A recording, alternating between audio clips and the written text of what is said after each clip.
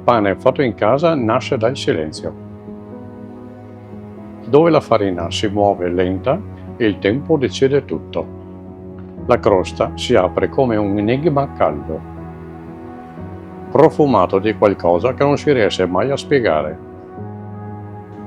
Forse perché il suo vero segreto vive soltanto nel primo morso. Vi presentiamo il nostro pane fatto in casa.